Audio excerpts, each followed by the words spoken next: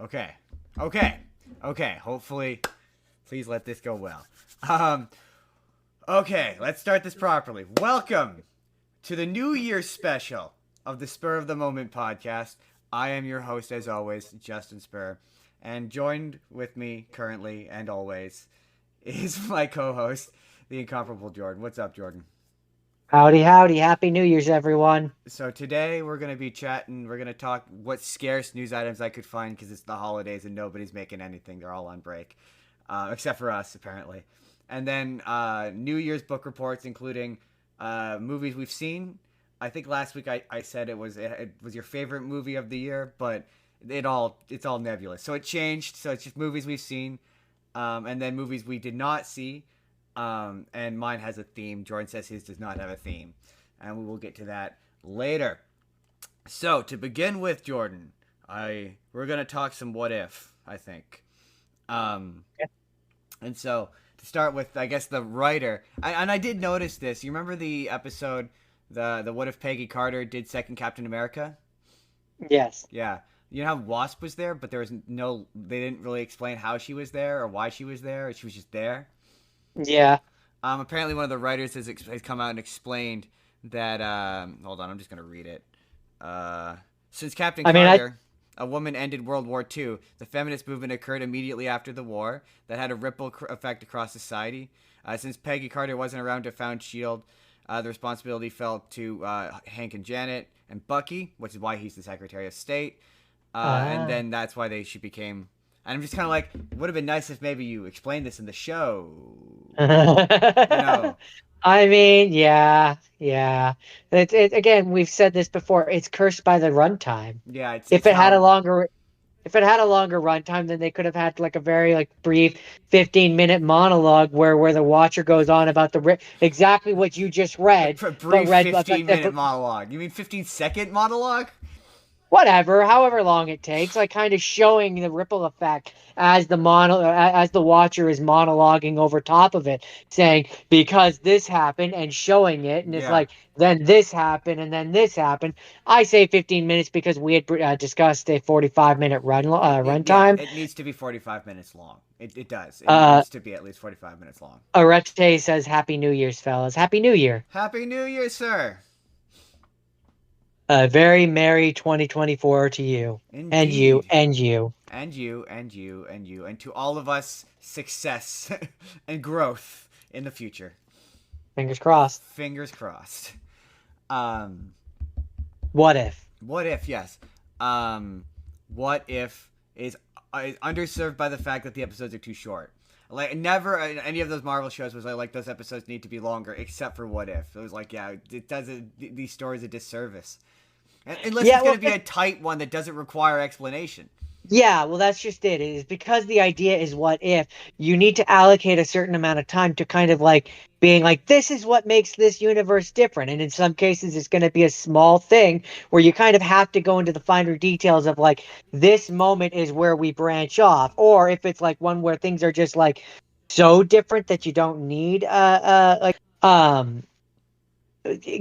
ones you can kind of get away with then just showing how crazy it can be. Oh, Justin, I've lost your video. Have you? Did I lose you entirely? Right. I have on my side. Yeah, and on the stream you've minimized. Yeah. Well, Oh, I don't know what's happening. what's There you are. happening? Now you're back. That's because I keep switching, so it's just you, and so when It's it's never changed things on my side for that before. weird. Anyway, so with that having been said, Already says I'll be in 2024 before you guys, so I'll let you guys know how it is. oh yeah, yeah, you could tell us about what it's like from the future. I always forget that. Come on, I that's always have my there we go. these like 7 o'clock and like I should I should message Jake and ask him a question. Then I go, oh yeah, no, he's in the future. He wouldn't appreciate that message. um, It's funny. but so that leads me into my Did you see the quote unquote first look of season 3 for What If? No, I don't think so. Oh, it's basically just a clip. It's the Winter Soldier and it's the Red Guardian, and they're in America for some reason. They're not. They don't. The clip doesn't say what the deal is or what the what if is, and that kind of brings me to my larger point about the show of how the what ifs are bland and not very interesting. But Mostly, yeah, they are. I would agree. it's just them. They pull up, and they're trying to get past a bunch of federal agents for some reason, and they're like Mm. sort of, but the federal agents kind of know, they already know who they are, and then it leads to this big chase scene where they're like shooting at each other from cars and stuff, and it's really kind of dull and not very interesting looking. And it's just like they didn't even say what the what if is, which just it kind of shows how like needlessly generic these what if scenarios are. Yeah, it just feels. I mean, to a degree that but it just feels like they're just recycled scripts, and Yes. for some of them, Yeah, absolutely. Yeah. um, not necessarily all of them, but uh, I mean, overall though, I didn't dislike season two. It was fine. I've already It seen just, some Captain Carter. Remember how I said if you don't like Captain Carter? Yeah, I've seen some Captain Carter hate popping up. I mean, she does get a little bit. I get it, like you're good, but like. I, My thing She is because shouldn't be. She shouldn't be able. Canonically, she shouldn't be able to use the Infinity Stones without burning up. right. Not without the god. Like when she used it with the suit or whatever. Yeah, okay. They created a special suit that could harness the power. Whatever. That's fine. But like when she grabs it with her bare hands, no, you can't. My That was th- the entire point. my Or else in Endgame, Captain America would have just used them. my thing If with Hulk couldn't do it without burning out his arm, no, she can't do it. my thing with her is because the show doesn't have the real estate to develop her into an actual character. She just kind of instantly, so like in her one episode, she instantly figures out that Hydra Stomper is Steve. There's no like, unlike the original movie where there's like a mystery of who the Winter Soldier is. There's no time for that, so just instantly he's on the first, like they try to do the opening sequence of Winter Soldier, and it's just like, oh, he's just on the ship because there's no time. And she's like, or when she goes to the other world and Ultra or the Watcher goes to explain to her what the deal is, she's like, no, I already know, there's no need to explain anything, we don't have time for that. And it's just a lot of that with that character, which leads to stupid people being like, she's overpowered and she's blah blah. But no, it's just No, narratively, the show doesn't have the it's just time. and yeah, it's just it to me it's not. I don't blame the character or the voice actress who's playing her. I just think it's lazy writing because it's lazy writing. It is because by because design. they don't have the time, as you said, they don't have the time to get into the nitty ditty whatever they would No, normally do. and it's like, okay, if you want to make a cat, don't like. It's weird how in the back half of the season this became the Peggy Carter show or the Captain Carter show, where it's like, okay, if you want to do a Captain Carter travels the multiverse and saves universes show, which maybe this is a backdoor pilot for, I don't know.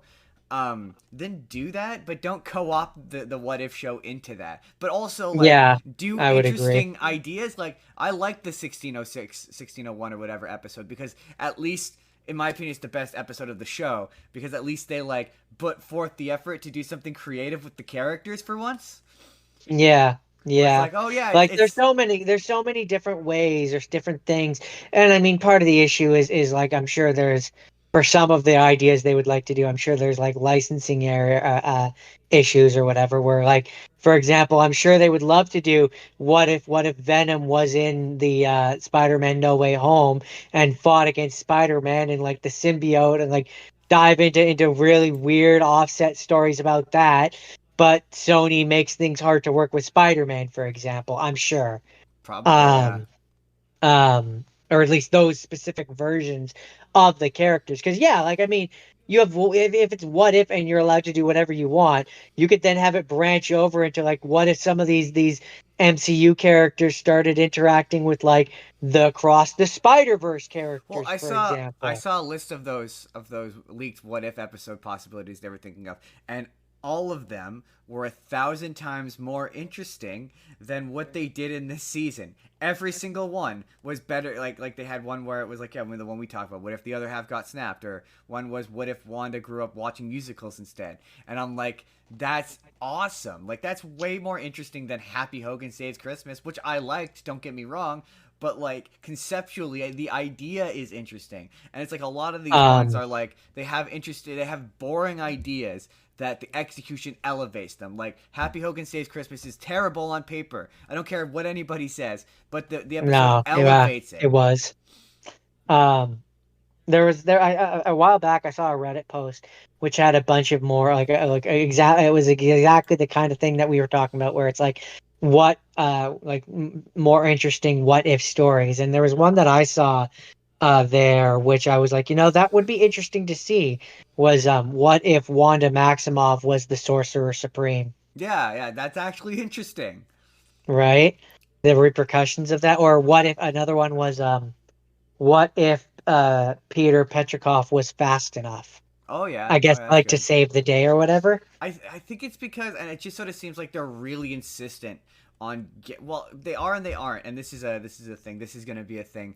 I'm specifically, this is going to be a TikTok video because I didn't, this never didn't wind up in any of my other videos. So either get all of the voice actors, all of the actors back to play the characters, or get none of them back. It's really distracting when Jon Favreau's there and he's speaking to a voice match of Robert Downey Jr. Like, why is it that Chris Evans and Robert Downey Jr. were the only ones unwilling to come back for this? Like, then don't include their characters. It's really distracting and it pulls me right out of the show.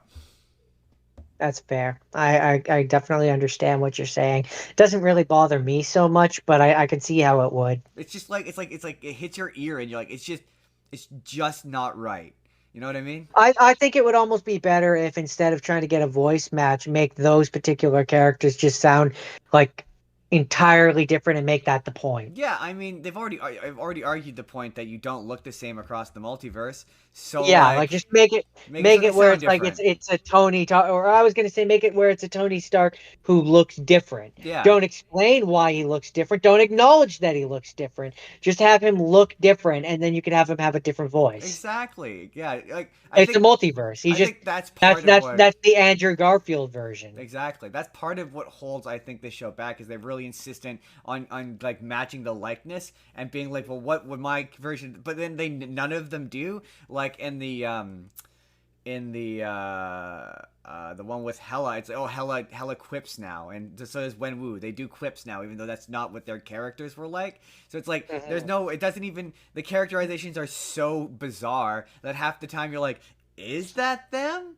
And then you IMDb, you're like, oh yeah, no, that is actually Taika Waititi. It just doesn't sound like him. It's weird. It's Mhm. and it's like I will say the voice acting is better this season than it was last season. Poor Sebastian Stan, his first episode he came out and it was like, my God, none of them want to be doing this. None of them are interested in this. Like they don't sound that they have an ounce of enthusiasm for this show. I mean, part of the problem is they're just in a different place in life than they were when they originally did the movies, both age-wise and just like in terms of where they are. Yeah. And so, I mean, yeah, of course they're gonna have a hard time being one to one, even if it is them. But I mean, for the most part, I think they do an okay job. For the most part, but it's yeah the voice like it's better this season. It's much better this season. It's way better. Oh, I also saw what you mean when you were like it felt like the episode where they're speaking in Mohawk, where it felt like that wasn't supposed to be the because I saw a clip of it and I was like, yeah, that's weird. It doesn't look like the audio and the audio sync doesn't match in English either. So I'm not sure what maybe they were trying to animate to both so they could slap both on and it wouldn't be crazy distracting. Yeah, But it I is. could believe It's that. distracting. It's you're watching it. It's like I watched the English version. He watched the Mohawk version, and the English version is bad. Like it's really the voice acting is horrendous. It's not good. The Mohawk version, I mean, I can't speak to whether the language itself was bad or good, as I don't speak it. Yeah, It sounded like it was pretty.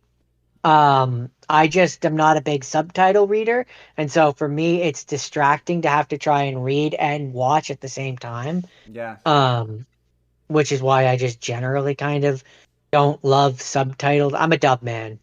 I'm a yep, dub man yep, all day long. yep. Because my brain just has an easier time getting into whatever media I'm watching, generally speaking. Unless it's If live it's in action a, dub. If it's a live action dub, no thank you. yeah, No um, thank you.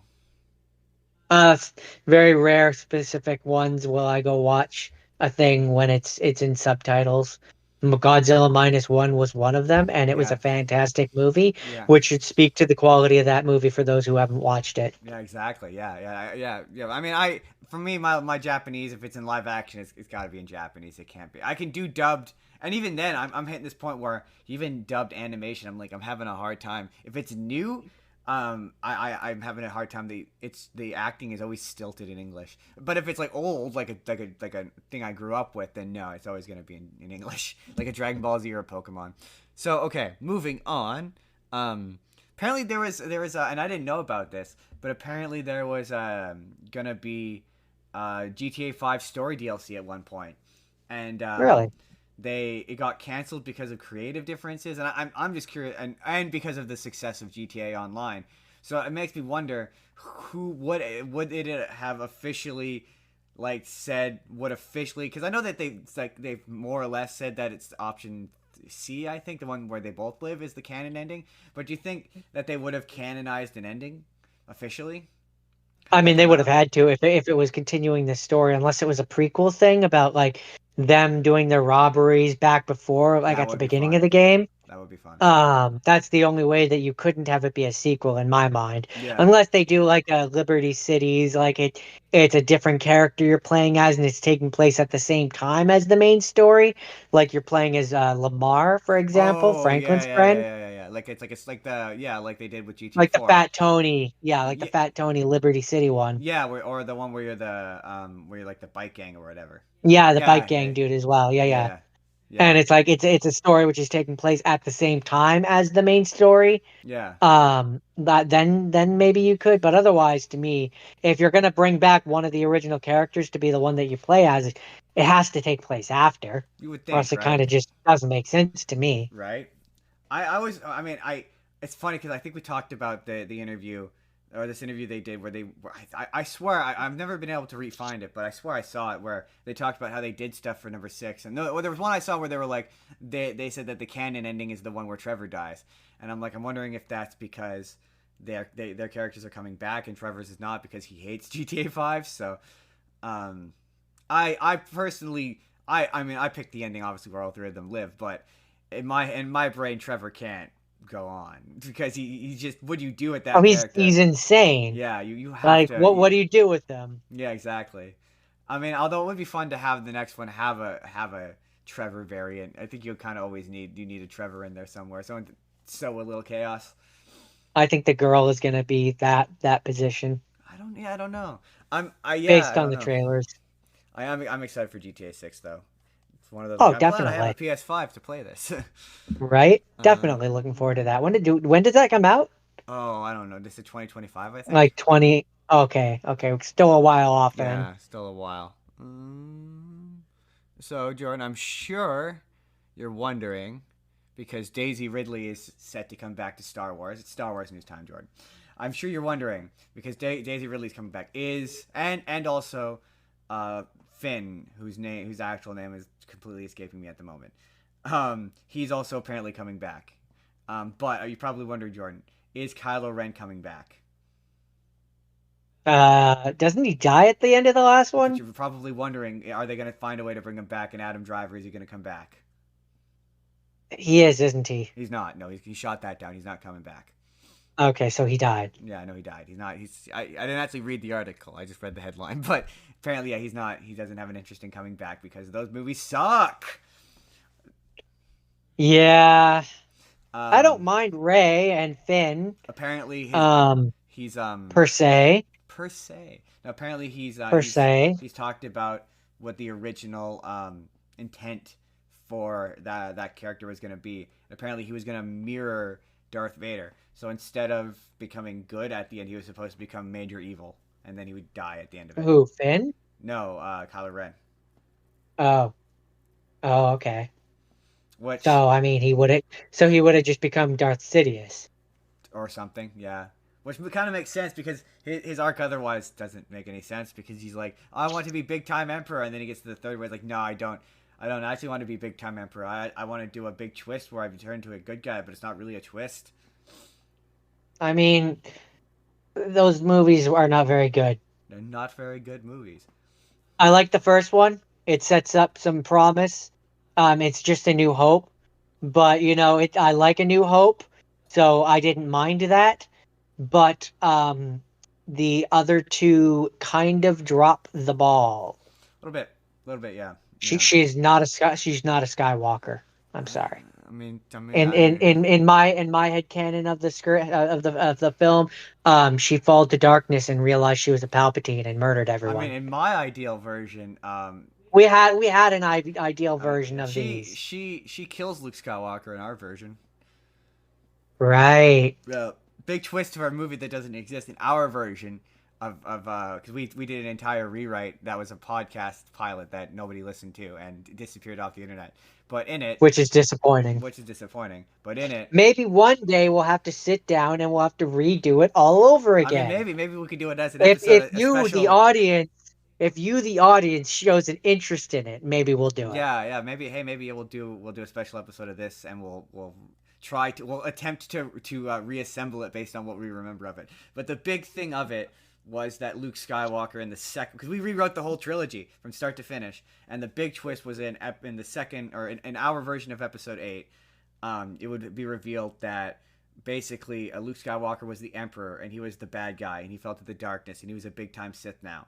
And we had Rey. We had our own version of Rey, and she runs into a curmudgeonly old man in the second one, and it would have been Mace Windu. The twist would have been it was Mace Windu, and he was alive, and he had a robot arm. He had like a sick robot arm, and yeah, he trains Rey, and she goes and fights Luke Skywalker, and that is I don't remember. Did we have a Kylo Ren? I feel like we had a Kylo Ren.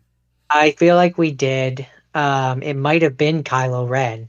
We might have reworked him because I think the goal was to rework as many characters into it without like changing them as we Yeah, could. yeah. It was to change it as little as possible. So And we might have just had Kylo Ren. I know we had a Ray and a Finn, and Ray didn't start off on a desert planet. She started off on a city, and it was like a suburban kind, not suburban, but like a metropolitan. Like it was rainy. It was basically Coruscant, but it wasn't Coruscant.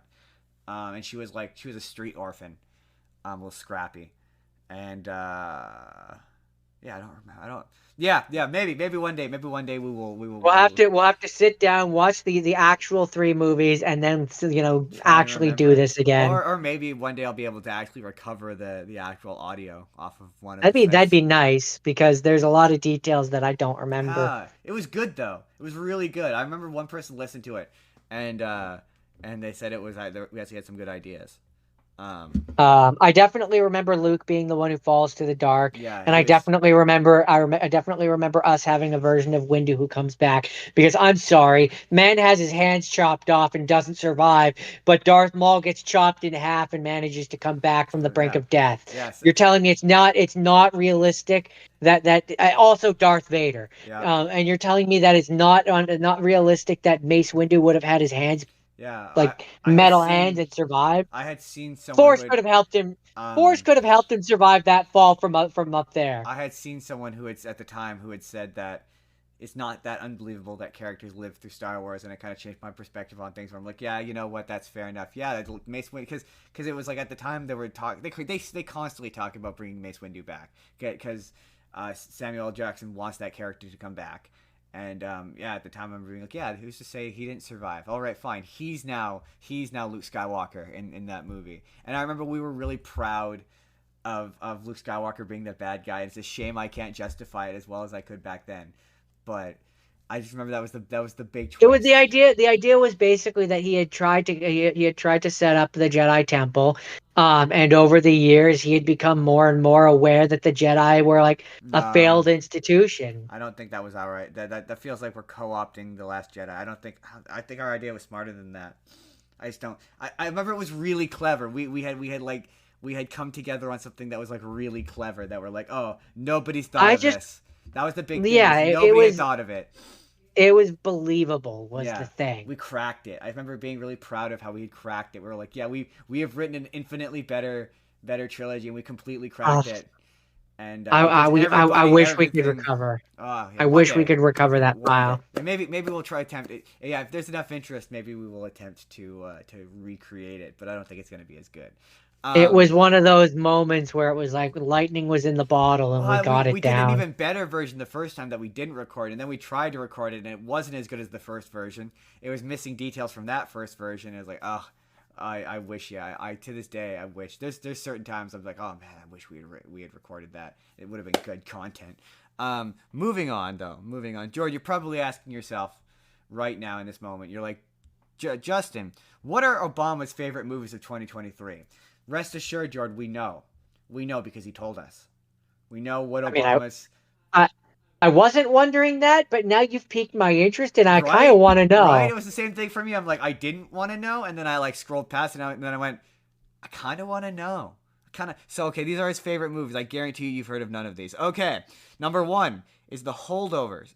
Number two, Blackberry. Number three, Oppenheimer, which, just as an aside, I sort of feel like if you used to be president, you maybe shouldn't be like, the movie where they created the nuclear bomb that we used to create a mass genocide? That's one of That's my favorite of the year. that's one of my favorites of the year. I, That I really like that one. maybe don't say it publicly. That's all I'm saying. That that was a solid film. It's a good thing we did as Americans. It's a good thing.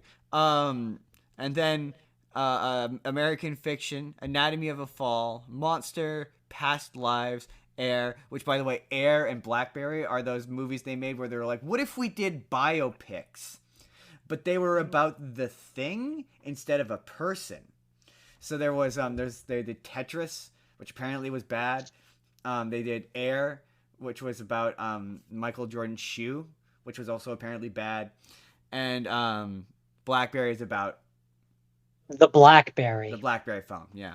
And then we have Polite Society and 1001, which I haven't heard of any of those. But those are Obama's favorite movies. Maybe take Oppenheimer. I mean, it's a good movie. It's a good movie. But you're not the guy to maybe say that it is. That's all I'm saying. Okay. Yeah, we don't have a lot of news. I mean, at least it wasn't the current president who said that. I mean, yeah. Yeah. It probably is one of his favorite movies, though. We are not getting into that. Anyway, apparently, I thought this was funny because of which one it is. But apparently, the writer who wrote Batman Returns says that he thinks that Batman '89, the Batman movie that came before it, sucks.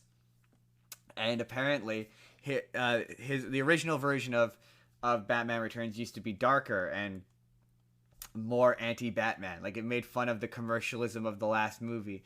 And it's like, did you forget your movie's Batman Returns? The movie that ruined Batman? No, okay. I'm gonna say it. Well, it ruined that version of the Batman franchise. Chris Nolan ultimately would ruin Batman. But that movie ruins Batman because they made it so weird and so disgusting and gross and awful that they couldn't sell toys for it. They canceled a whole toy run because that movie, kids were scared of that movie, and that led to Batman and Robin and Batman Forever, which just about killed the Batman franchise until Batman Begins saved it. But so that movie killed the Batman franchise with how terrible it is. I remember as a kid, I fucking hated that movie. And then I became like a teenager, and I pretend I didn't hate that movie, but we all hated that movie.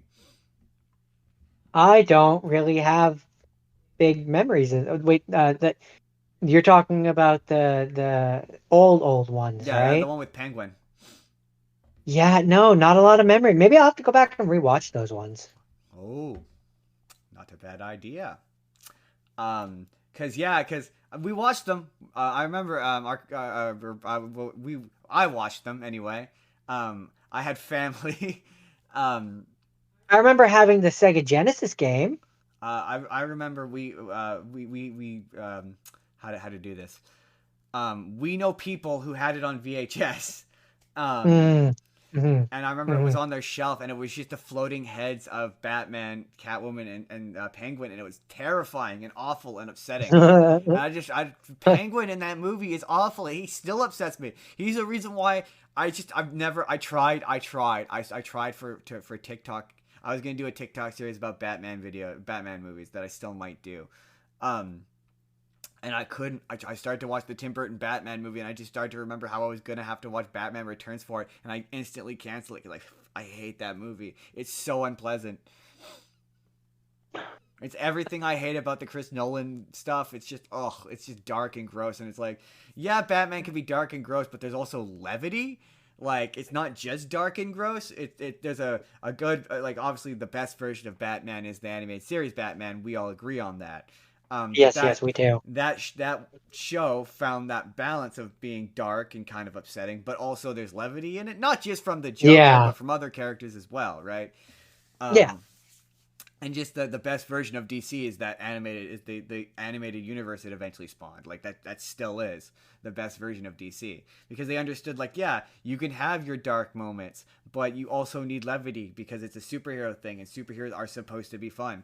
Like it's not supposed to be some deep deconstruction of the blah. That's why I hate Zack Snyder. Um Not supposed to be pompous. no, exactly. It's just ugh. Um, I think with that, I think that's the last of the news I have. I did not have much news. That is. All right. So with that, I think it's time we move on. And we are once again going to do our fill in the blank sponsor section where if you would like to sponsor us, this is the section where we would shout you out. Until then, we are going to continue to shout out our network, the Arate Podcast Network. And we're going to point you to the direction of aratemedia.org, where you can check out all sorts of podcasts on all sorts of stuff. There's a wrestling podcast, musical podcast. I'm getting better at this every week. Um, there's all sorts of podcasts. And also, if you want to start a podcast, they are very helpful. They got all sorts of resources and information. And if not for them, we wouldn't be here today. So we once again thank our fellow sister and brother shows, podcasts, and the network itself, aratemedia.org. Yeah, the commercial gets better every week. With that, we're gonna move on to book reports, Jordan. I'm gonna want to once again present you the option of fiddling with the format if you'd like. So for book reports, we've got two choices. We've got the one you've seen or ones. Maybe some of us picked more than one. That you've seen, that you saw before, you've seen before. If you want to add anything, if you want to do anything different from mine, I'm gonna do something different because we've both seen it. And then in the second bit, we have ones we haven't seen or one you haven't seen if you only managed to get one. So Jordan gets to go first. Do you want to do them both back to back, or you want to do new one, then new one, old one, then old one? You choose. I'm going to do I'm going to do my old ones first, and then much like how we're springing into the new year, I'm going to spring into the one new one that I watched. Okay. But I have three things I want to talk about for the things from Christmas past, as it were. Um, Not really Christmas, but it was the best one that I could think of on the fly. Uh, so I want to start off with a short, actually, which was the Once Upon a Studio short from Disney Mm-hmm. for their 100-year I celebration. love that special. It's so good. I love that. I loved it, and so I was like, I want to watch it again and then Yeah. talk about it again because it brings such joy to me, I getting to see all the styles come together, and I maintain that they could make a show out of I don't that. even know if just. I mean, I did think about a show. I mean, I want a revival of the House of Mouse. Like that's my dream. But if you can't do a full show, totally get it. But to do a series of shorts where it's like the characters all work with each other and they all know each other and they all have a relation. It's Yeah. like an Office style kind of. I think that would be fun. I still maintain that Um, the Office Muppet Show is good. Like, that one was fun but weird because at times they made jokes that I think were weird for me from the Muppets. but But they're funny. They're um, funny jokes.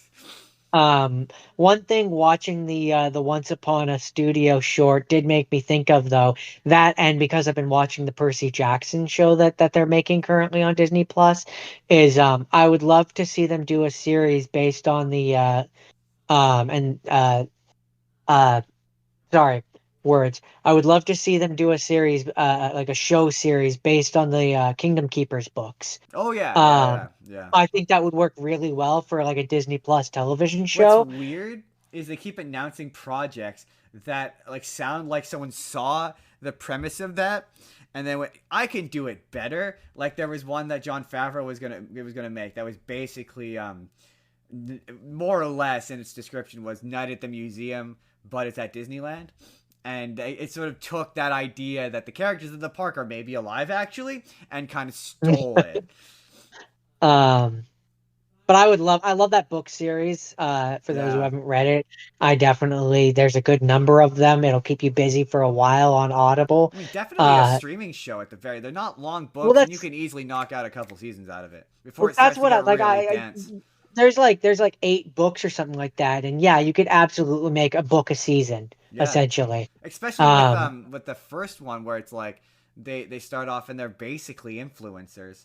Like that's basically it's the they're same thing. they're hired as holograph or hologram guides. Yeah, they're Um, walk around characters, but they're like so it's basically like you can be like, oh, he's like a you can reinterpret that into today's language, be like, oh, they're like a TikToker, an influencer that they've turned yeah, into a. It's easy to make into it a relevant. holograph thing. Absolutely. And it's one of those things where they could add I guarantee you the only reason why they don't make it is because in order to film it, because it all takes place in Florida Disney World, they would have to like cordon off sections of it to get it filmed, and they probably don't want to shut down their park long enough to get that filmed. Probably not. I mean, yeah, it's tough. That's where it's like to make it into a movie, and then the back half of it takes place at night. Then yeah, it's a bit tough. But I don't know. They've used Disneyland to film all kinds of stuff during the day, so it's not. It's doable for the right project, and I think this could be. I mean, I'm the one who turned you on to those books. And I love those books. I'll never forget when I picked it up. It was like my brain went like Kingdom Keepers, and I went Kingdom Hearts, and then I read it, Yeah, and yeah. um and yeah, it's one of those ones at the time when I first read it. I mean, I think I was still in high school. Um, I was like, this could be something. Like, why are they not taking this and adapting it? Like Disney this has to be like. I know that he did a book reading at Disneyland once because I was at one point following him on Facebook. Um, it feels like this is like sponsored by Disney, and it's such a. They're Oh, it looking for was. It like was. young adult stuff they can do. This kind of feels perfect for them.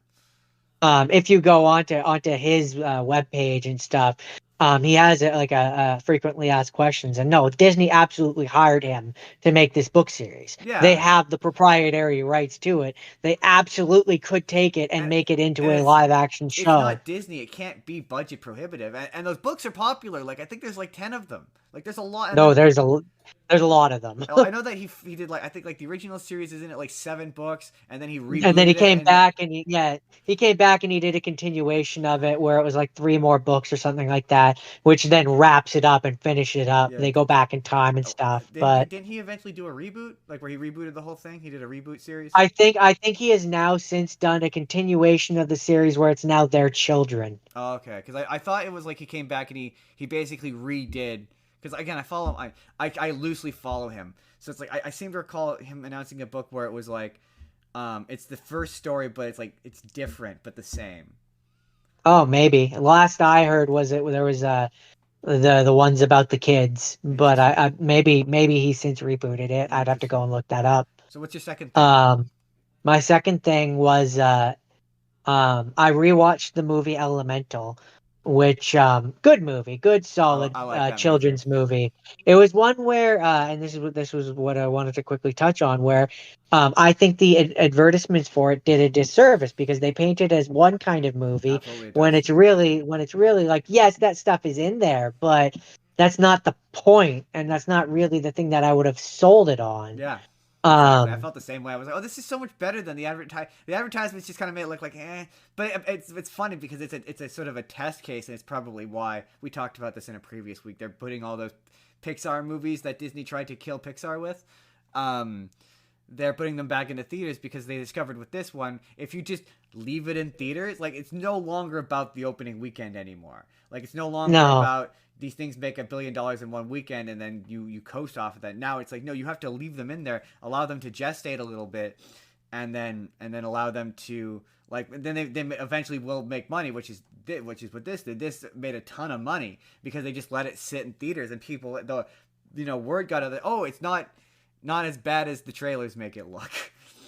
Because the trailers kind of paint it like it's all about the fire and or fire and water characters falling in love God, it's and like like barf. and it's like that's like that is in there, but that's not really the point. It's also Yeah. a story about like immigration and like finding approval with your father and Yeah, family but with and the state of the world, and hey, look, they got a lot of they got called the W word. I'm not going to use the word. They got called the W word because they dared to have a gay character appear in a frame. Can you imagine if they hard advertised this as an immigrant story? It'd be called the W word so fast. oh, absolutely it would because people are stupid and Yeah, complain about the littlest thing. yeah, But that's what makes it such a good movie is it touches on yeah. those things Oh yeah, and about it does it in a way which is like it's still friendly and fun and yeah. enjoyable. That's the thing about Um, Disney and modern Disney movies that everyone's pointed out. It's addressing generational trauma in a way that's and it's maybe because um delicately we perhaps are know people who have had suffered perhaps a teeny bit of generational trauma. If you get my drift, don't say anything more. Not if you get my drift. yeah. Exactly. Um Um, but yeah, it's a thing of like, oh yeah, there's definitely a drift between maybe people our age and people older. And yeah, a lot of modern Disney Pixar movies are about it's not about fighting a big bad guy anymore. Like we're not really doing that anymore. Now it's more about we're fighting the emotions and problems within ourselves, and I think it makes these movies more interesting. Like I when I watched Turning Red, I was very much like, yeah, I do not relate to this story because it's not made for me. But I appreciated it as something that is relatable, and I did end up finding an element of relatability in it. And I think that's what makes these modern Disney movies are way more interesting and thought provoking. Yeah, a lot of them definitely are uh uh Inside Out, I'm excited to see the second one where they introduce anxiety. Being a person who has anxiety, Yeah, I yeah. will it will be interesting to see how they represent that on the screen, for My example. favorite representation of anxiety is always going to be, and I know people hate this show, but it's always going to be in Big Mouth with the with Don't like the that show. but the anxiety fly is just such the most accurate representation of an emotion I've ever seen, where it's just like this annoying little like creature that you like have to swipe away all the time. It's like, yeah, that's pretty much what it's like. It's just like, go away. But no, I mean the funny thing about Inside Out 2 for me is how nobody can pronounce ennui. Um, On the Wii. ennui. Just the sheer amount of people who are trying to read the character names and they just cannot pronounce ennui. It makes me laugh every time. It was like, yeah, I get it. It's not an easy word to pronounce if you don't speak French. The only reason why we can fake a suitable French accent. It's like when I made Oh, my Wii. I made a video about the Hunchback of Notre Dame. And it was like, oh yeah, I'm Canadian, so we grow up with French, so we could at least kind of mimic a French accent a little bit, and like sort of recognize French pronunciation at least like a little bit. Yeah, it's French Canadian, bastardization of French, but it's still French. It's still French. Close enough. It's close enough. Close enough. So it's like, yeah, oh yeah. So It's so the cousin to there, French. there's an outtake of me doing that video where I'm like the Hunchback of Notre Dame, and I'm like I heard myself say it, and I was like, oh, that's wrong, and this is the internet. I can't, and then I refilmed it when I said Notre Dame, Notre Dame. because it's like I can't say Notre Dame, even though that's what I called it my entire childhood. It's the Hunchback of Notre Dame. Notre Dame. Notre Dame. And it's funny because it's like I've heard this song so many times that I don't have an excuse for mispronouncing it, but I do because I don't know, because it's funny. Like I speak English. We're English speakers. We butcher the French language. It's what we do. Um, but I You're like that not movie. wrong. But my thing is, it's funny because I've seen a lot of like, oh, why are Disney movies failing in the cinema? And it's like because it's just it was so much more enjoyable. You're right. Where it's like I could see myself in the theater looking at you agitated, and it's just much more enjoyable to just watch it on streaming, which is probably why movie theaters aren't doing so hot right now. Well, yeah, I mean, especially for children's movies in particular. Like, if it's an adult movie, I'm far more inclined to go and watch it because I can actually watch the movie without having to listen to a screaming child. Yeah, But with a kids movie, it's just the joy of watching it on the big screen is tainted by the families that have no etiquette anymore No, yeah, because streaming has killed theater etiquette yeah, for kids movies, yeah, absolutely. specifically for kids I, and family movies. and I would say probably also horror movies that teenagers want to sneak into because they also ruin Yeah, but movies. that's always been like that. So I I always know, had a but it's great so much worse now, though. it's just as I've gotten older, I have less patience for it Yeah, but because it's like, yeah, I don't like the material enough to want to put up with it. I have to hear like phenomenal, and typically the stuff that's phenomenal in the animation space isn't going to theaters; it's going to streaming anyway. Like to me, I think maybe I don't know my favorite animated movie of the year. I don't know. I really like Mario, but in terms of like quality, like that actually had a bit more depth to it. I really like Leo, and that was on Netflix. Um, like I I don't like think I Mario, but watched it's that about one. as shallow as a puddle. I mean, in terms of depth, I think I'm struggling to think of all the animated ones I watched this year. Mario, I know. But of the ones I remember, I would probably go with the one I've been talking about here, Oh Elemental. yeah, Elemental was Uh, quite good. Yeah, that's it had true. some depth to it. The animation was very pretty. The different element types, the fires, the Yeah. like I like the animation style. Anything that can make Um, you sympathize, like I know it's like oh someone would argue that the message is very basic. It's a very basic message about immigration and prejudice and all this stuff, sure, and but it's a kid slash family movie, so it said it's the same. basic to People said the same thing about Zootopia, and ultimately you're right. If that's how you get the message to people, if the message needs to be simple to get across, then why criticize the message? right. It's a necessary message. It It's needs to to be taught, and create the empathy earlier amongst people, or in this case, the earlier talented the people. better. Yeah, So if you can get it across to the next generation before they become tainted by us old bitter adults, yeah. I then mean, it is. that should be the goal. I will say it is one of those. It is one of those movies where you're like, oh, you're anthropomorphizing something that doesn't typically anthropomorphize. So why does it follow the same rules and logic of a human society when they're not human? Like it was kind of the same thing with Zootopia, where it's like, why do they follow human rules when they're not human? It's very strange. But beyond that, no, it's a cute movie. What's number three? Number three was, and it's funny that you say three because this really was the year of threes. Um, because there was both Quantumania, which was Ant-Man 3, and the one that I'm going to talk about, which is Guardians of the Galaxy Oh, Volume I'm so 3. glad I didn't pick Guardians of the Galaxy 3 then. I was gonna pick Guardians of the Galaxy 3 because I was like I kept going through the list of movies this year that were my favorite, and there's just nothing. There's nothing. This year is kind of dry. There's nothing this year every time I went through that stupid list that was like great.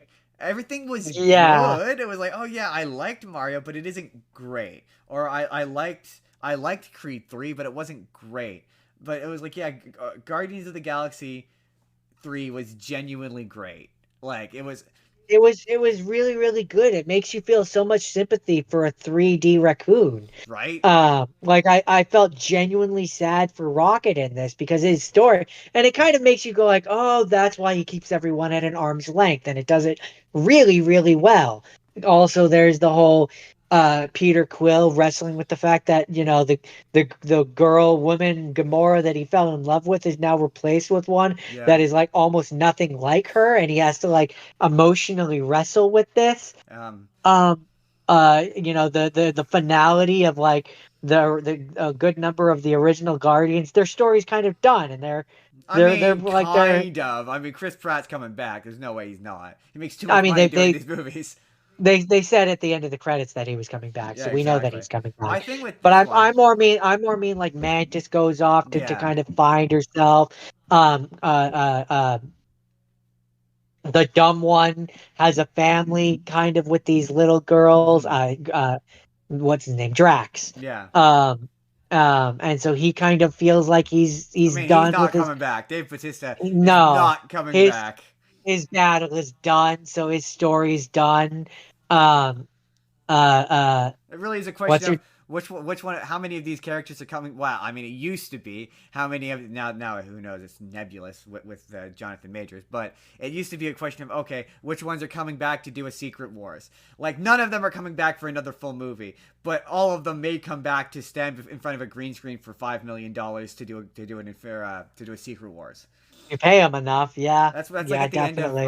end of Thor 4. Everyone was like, "Oh, Natalie Portman's gonna be new Thor." I'm like, no, you could tell she had no interest in that movie. She's not coming. She'll come back to do a Secret Wars, and that's it. That's the only thing she's gonna come back for. Pretty much, yeah. And it's the same thing with a lot of Um, these guys. Where it's like, yeah, Gamora might to do a.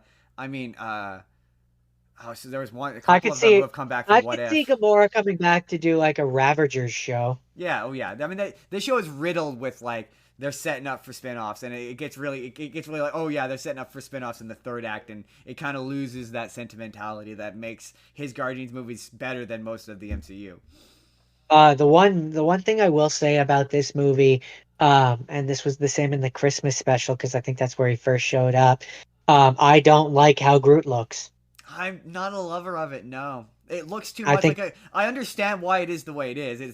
I It's get it. it's to make designing a costume for the theme parks easier. Like that's why it is Absolutely. the way it is. But Absolutely. it looks like a guy in a suit in a bad way. Yeah. Like not in Cheap. a good cheap, yeah, like a cheap Halloween costume. Not, I just don't like the design, and I Um, also don't like Mega Super Groot at the end either. I don't like. um, that being said, I do think that the actor who plays the evolutionary, the high evolutionary, That was he fun. does a fantastic It's job. funny because you think after the Jonathan Major stuff came out, there's someone at Marvel going, "Do you think we could find a way to bring him back?" He lived some. No, he does live. He does live at the end, doesn't he? He doesn't die.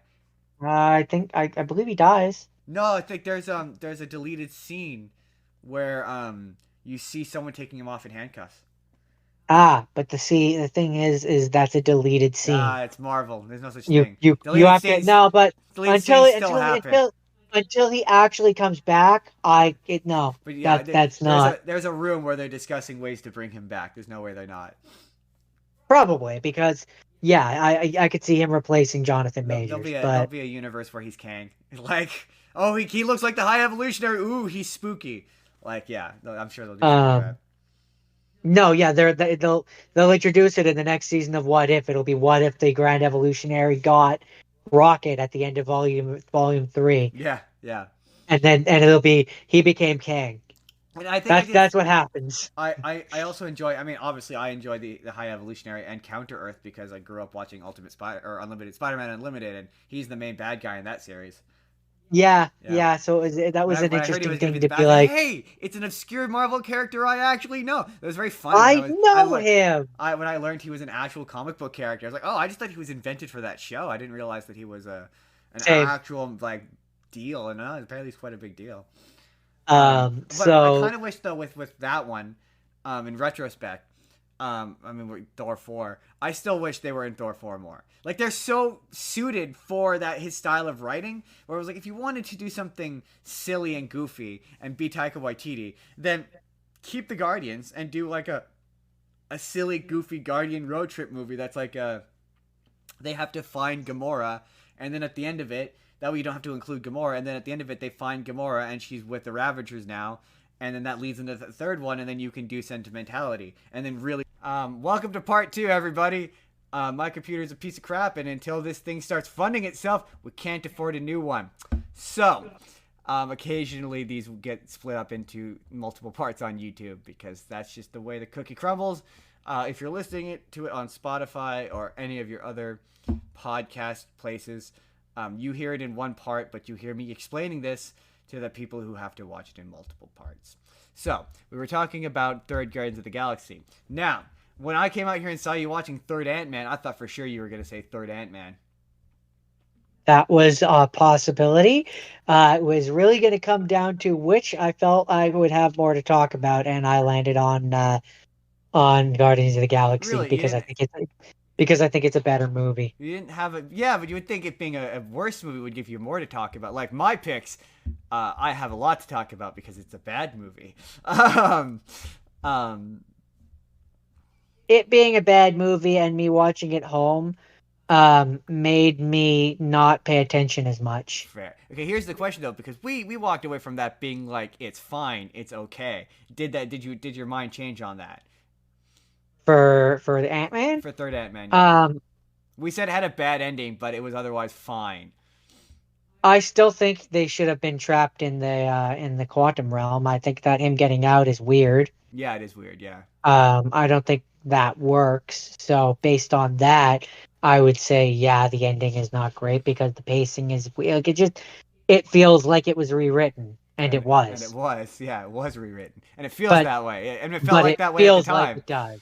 Yeah, Yeah, it it is was still it still changed. feels like It was that. changed as a result of test audiences, and it absolutely shows. And it's like, yeah, do you do you judge? I mean, yeah, you got to judge it based on the product you're given. Um, Yeah, I didn't think it was. and I mean, the sorry, product I was given, it's fine. It's just not great.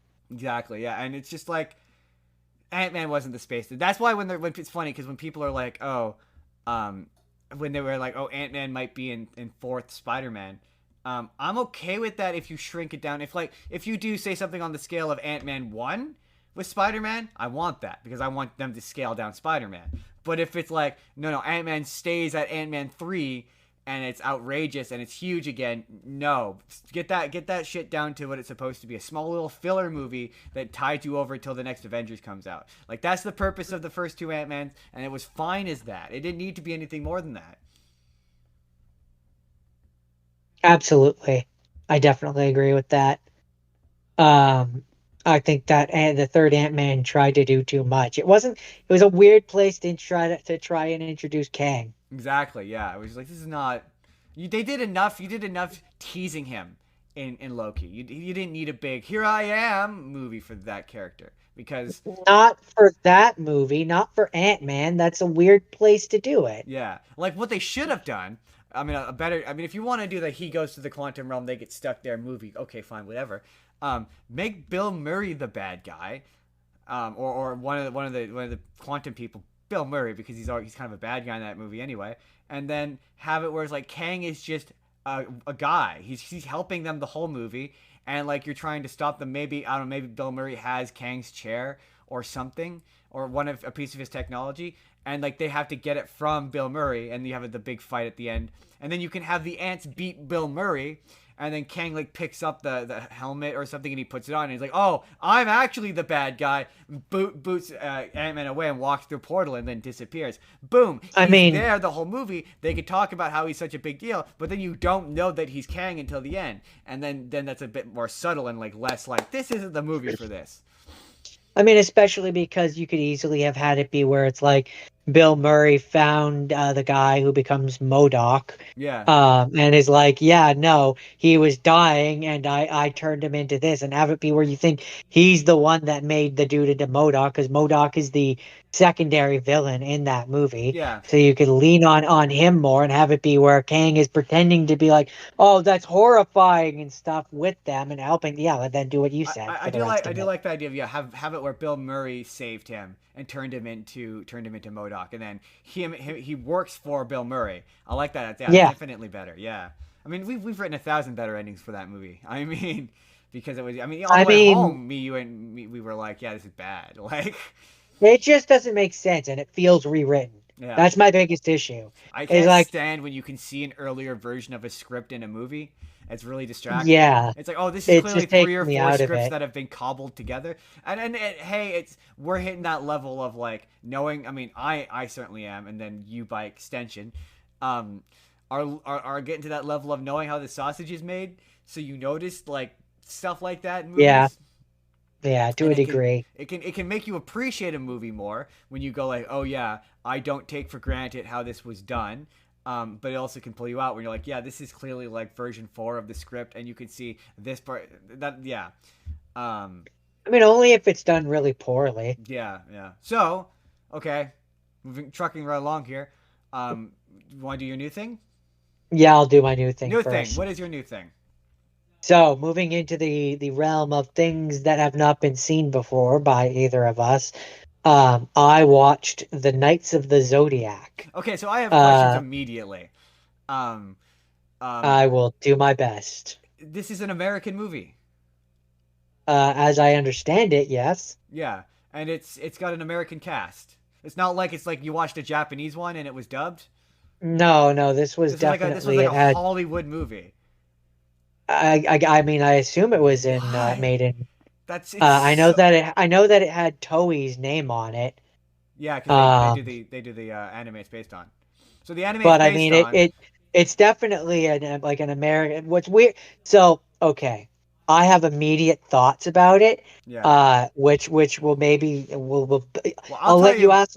I'll tell you I'll let you about ask. it. I'll let you ask questions after I kind of say my piece first. Well, what I will say Um, is I I I I, no, I will tell I'd you. really I'd I really like to go first. well hold on. Let me just. I will tell you about the stuff that it's based on because it is based on No, stuff. no, no. That's why I want to go first, is because watching this, it very much reminded me of like when we watched the Avatar movie or where we watched the Dragon Ball Z movie, except it was worse in those instances because I knew what the original stuff was. Not when we But first for watched this, the not when we first watched Avatar. When we first watched Avatar, we not as Dragon Ball is Dragon more Ball what I'm though. talking Yes, about. yes, yeah, Um, where this felt like it felt like I was watching a bastardized version of a thing with yeah. like an anime, like a what You have you. were. No, I know, but I'm saying it felt like it. As a person who had no frame of reference for the original thing, I felt like as I'm watching it, I'm like, I feel like this is like a thing that is far more extended in the actual thing. Yeah. Now you can say your Oh, well, piece. okay. So it's based on well, it's sort of two things. It's based on in Japanese. It's based on a show called Saint Seiya, and I don't know much about Saint Seiya. You would know it visually because they are in that Jump Force game. They wear the armor, Oh, the weird armor and sword. And it's so far as I know, about like Greek gods and stuff. So like the one main god, guy, one god in particular in this yeah, one. But Athena. He works for like he's Athena's champion or something like that. And then they eventually brought it into to America and they retitled it Knights of the I'm Zodiac. losing you a little bit. You're sputtering. Am I? I didn't catch most of that. You were sputtering. Oh, it's they brought it to America and they called it Knights of the Zodiac. And they made it about the Zodiac, so they all use Zodiac powers, and that's about it. I never watched it, and that's all I know. So yes, in this version of it, I mean, it is what you've described, but bastardized.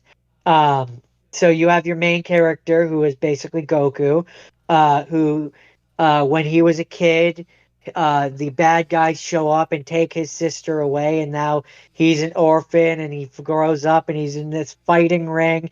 He's fighting against this one, like this the person that he gets set up against.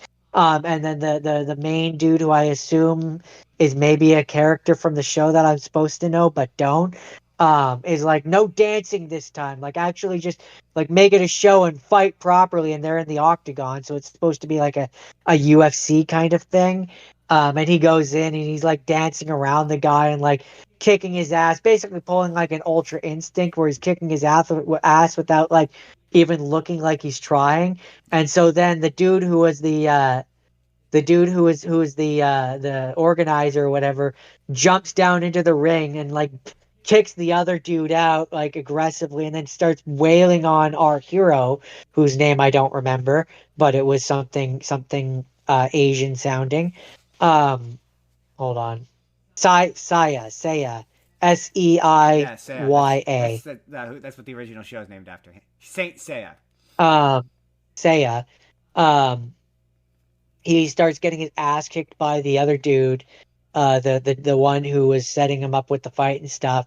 And like he's getting wailed on, and kind of the point is that he never gives up. He keeps getting up and stuff. And then like as he's getting punched to the ground, the magic wings come out of his back, and like he goes up, and then stuff happens, and then the bad guys who are hunting people like him who have energy become aware of him, and so then Sean Bean shows up, uh, because he's in this movie, um, and he essentially rescues our hero and is like, "Come with me" and stuff, and they I'm go and Sean they Bean. escape, and he he brings him back to the compound or whatever where his daughter who is being kept. And also in the prequel of the movie you find out, or not prequel but like Prologue. the beginning part of the prologue, thank you, of the movie, you find out that Athena, the Greek goddess, is being reborn in human form. And there were the two people that were like trying to protect him. And I guess one of them is Sean Bean, who is essentially her adoptive dad. All right then. And Sounds like it's a very long Athena, television show that they got squeezed into a 2-hour movie. that's what I'm saying. Like how the first now being able to go back and know that the first Avatar movie is just like the entirety of the first season squished into a movie Yeah. and doesn't work and is bad. Um and So yeah, Sean Bean tells Saya that his ex-wife Vander, whatever her last name, Gerard or whatever, is looking for him.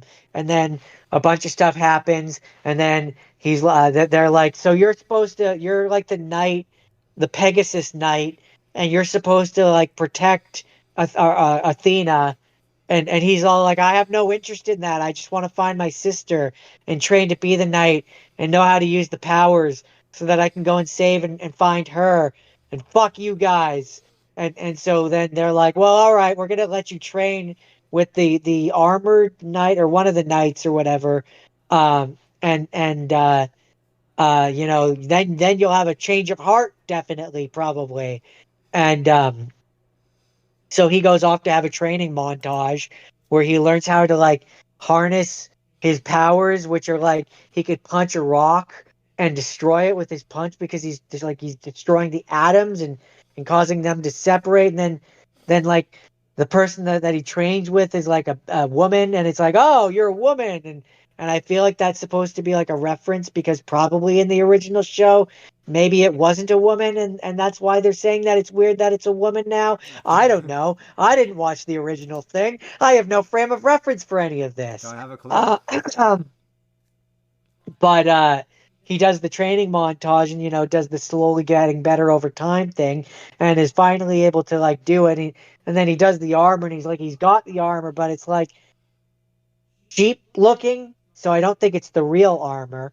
And then he finds out that like he unlocks the memory or whatever that when his sister was taken, it wasn't just the ex-wife of Sean Bean that took his sister. It was actually also Sean Bean because Sean Oh Bean was snap! also there. Oh Oh snap! snap! Oh snap! What a And twist! our hero Did not see that Saya coming. Saya wink goes back to the Let me compound guess. where Sean Sean Bean Bean is, dies. and hold on, we're getting there. Goes back there and is all like, Bean, I gotta talk to you, bitch. His name is not actually Bean in this movie. I just don't remember what it is. Um, and the girl who is the body of Athena, who it isn't actually Athena yet, but like until Athena takes over her body, is her own separate person. It like comes and is like get on this motorcycle that I'm on with me so that we can go talk about this in a different location. And then they go off and have a whole bunch of exposition and This talking. this sounds like a very Um, bad movie. it was not well received. Um, and they do a whole bunch of exposition and talking. Meanwhile, and I might be remembering things slightly out of order, but the point still stands. At some point, the ex-wife shows up at the compound where Sean Bean is at, and they start having this talking back and forth, where you find out that the reason why the mother is hunting for Athena and wants to find her is so that uh, she's concerned, or is because she's concerned that when the daughter is taken over by Athena, Athena is a god of war, which I mean, I guess technically she is, but she's also a goddess of wisdom.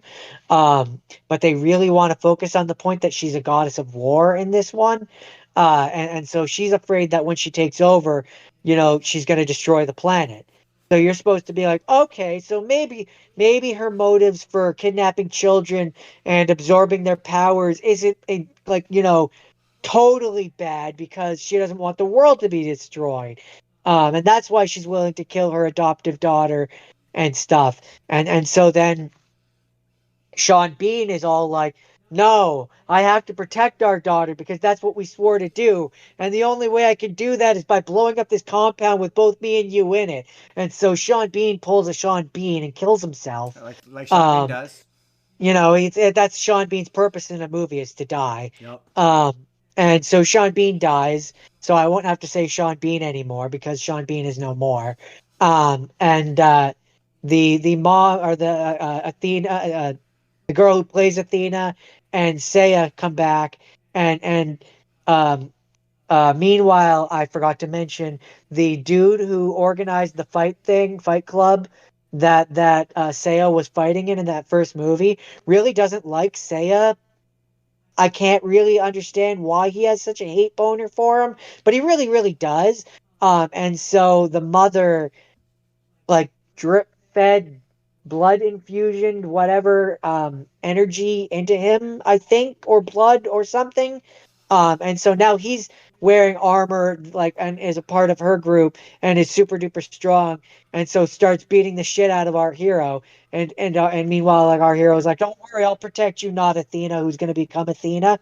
And uh and um the dude, he's like, I have the power of the armor now. I can totally fight super strong UFC dude that I fought against at the beginning of the movie, who hates me for some reason that Jordan doesn't fully understand. And he's getting the shit beat out of him because the armor won't work for him. And then Athena agrees to go with the mom and people, if basically they leave. And so she does, and gets put into this machine.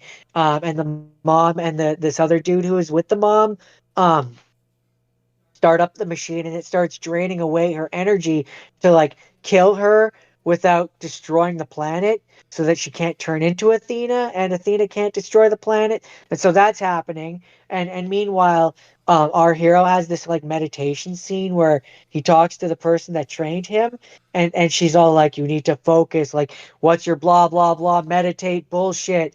And it's like, I feel like this is like a thing that happened in like the first 5 minutes in the show when he learns how to use this suit. And so then he transforms, and it's like the full version of the suit, and it's like the armor and stuff, and it looks all badass and dope. And he's like got full control of his kind of Goku powers.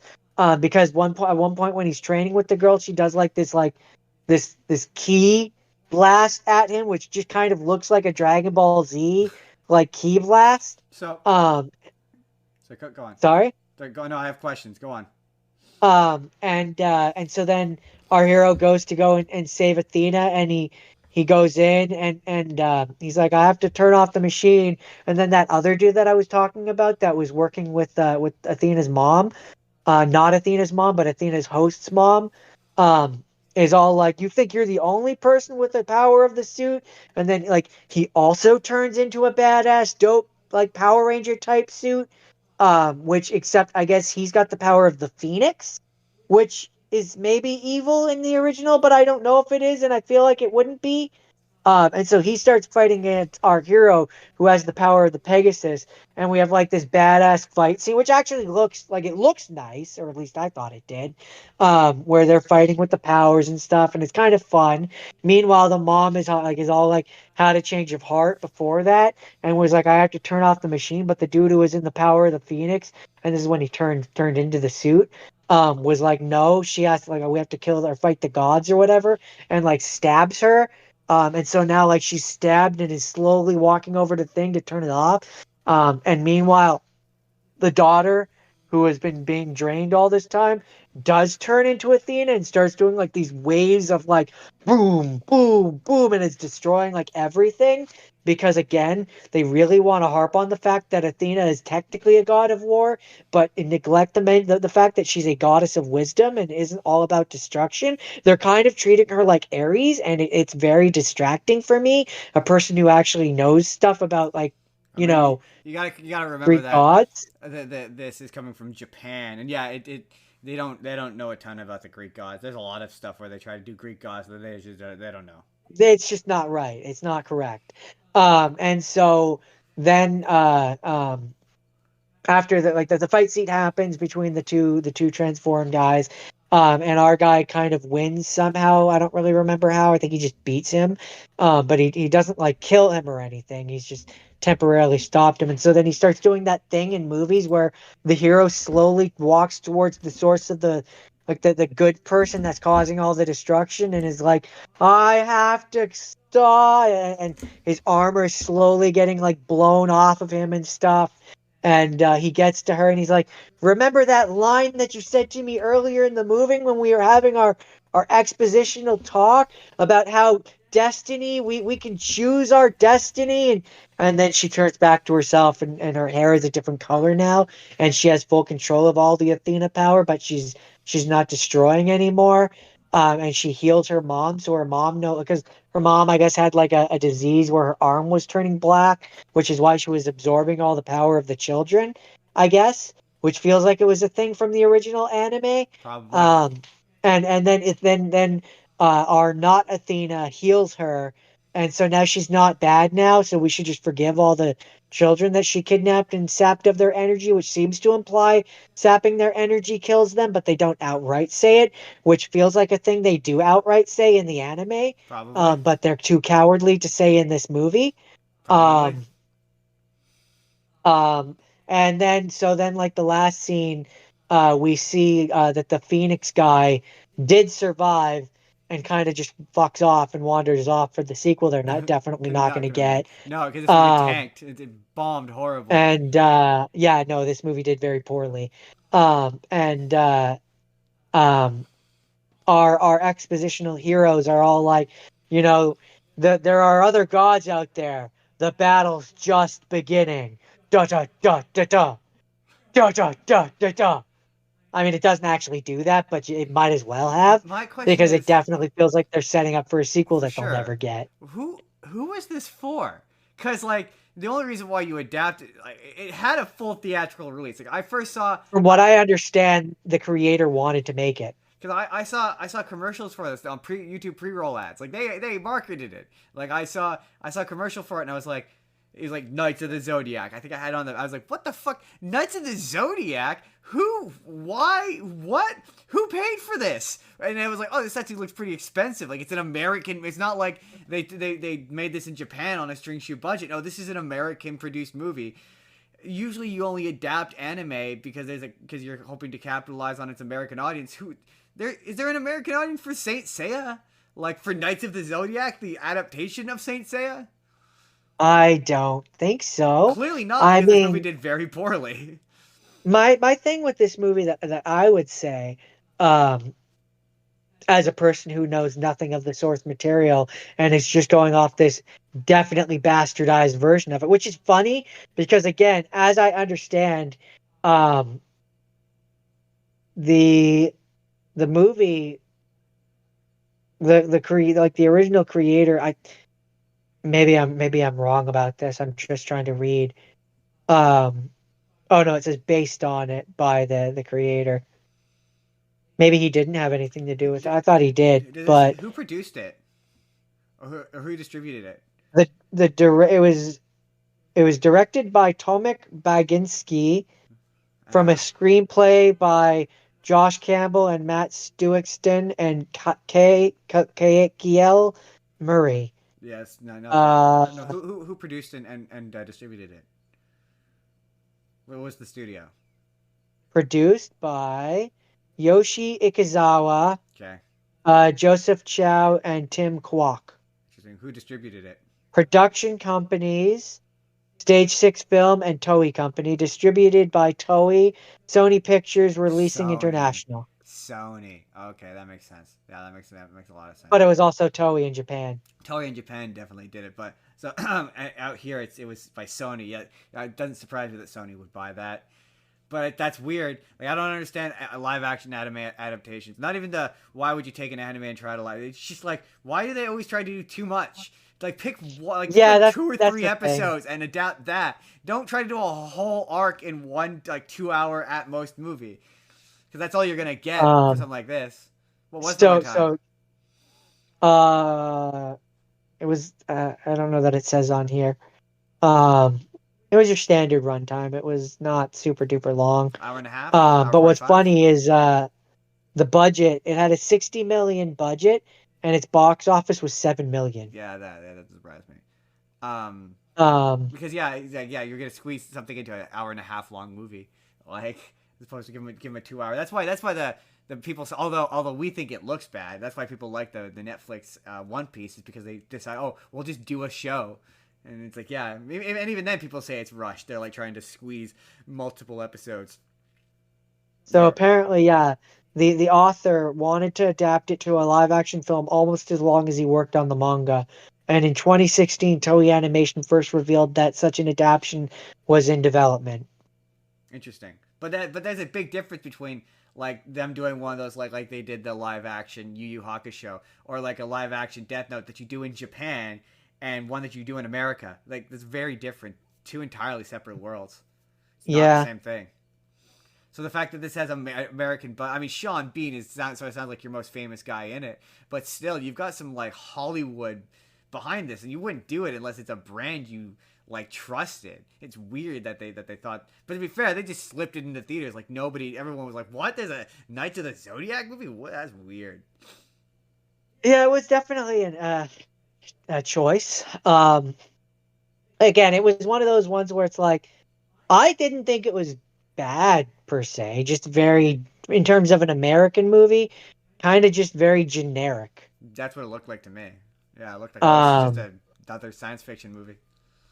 but I mean, if you can watch it for free on a service that you have access to, that you're already paying for the service and you're not specifically paying for this movie, I mean, it doesn't hurt to check it out. It's a fun, stupid little thing you can put on. Fair enough. Fair Um, enough. I paid for it. Ooh, I paid like $2 or $3 for it, but you know, I rented it. So would I have done that necessarily? No. But if it was on one of the streaming services that I have that I could watch it, would I check it out? Yeah, it's fun. It's fair enough. dumb. Okay. Any final thoughts on Knights of the Zodiac before we move It's on? aggressively okay. That's nice to hear. Because the first thing we're gonna talk about before we get into the themed ones, we're gonna talk about the Flash, Jordan. Because I rewatched the Flash this morning. That's why this is late. Because I was like, oh, I want to watch the Flash. That's why I was like, oh, I know I said good, but let's talk about one of the worst movies of the year. Um, God, that movie's terrible. It's terrible and ghoulish and awful. And what were they thinking? I think I gave it the "What Were They Thinking" award, because what were they thinking with almost all to most of it? Um, the thing that I hate about it, one of the many things, is I hate how he's late. That's a thing that the show resolves almost immediately. When he gets super speed, he's no longer late anymore because he has super speed. Like there's so many situations in this movie where they just forget he has super speed. Sorry, back's getting sore. Um, it's just a terrible, like, and then I obviously mean, once we get to the second half of the third act, it's like their idea of time travel doesn't make any sense. They want to be like it's not causality time travel, but it follows all the rules of cause. The entire climax is based on going back and redoing it and going back. So if he's like, oh, every time he does that, it doesn't change anything, but it does. So they are following causality time travel rules, but they want to say that they're not. It's dumb and confusing, and the bad guy's stupid and confusing. him being late as a concept for a speedster doesn't inherently bother me if it's part of his disguise. Yeah, but it's not in So this case. like you don't you no, I know, I'm just more speaking in a general sense. I could be okay with that as a thing if like the idea is that you're trying to make people think you're not fast by always being late. Yeah, That yeah, works for me. yeah. I guess. Yeah, I don't know. I like I said, the show kind of Like resolves that pretty if you're immediately. always early and people are starting to attribute you to being really No, he fast. just started being on time all the time. So it's like, yeah, they just immediately were like, yeah, he's no longer late. And I appreciated that because, yeah, I know if you were super fast, you would. And then there's so many moments. I was like, why are you picking up breakfast from a fast food place when you can just make your own food, learn how to cook your own food instantly? And like, and then to be fair, it's not.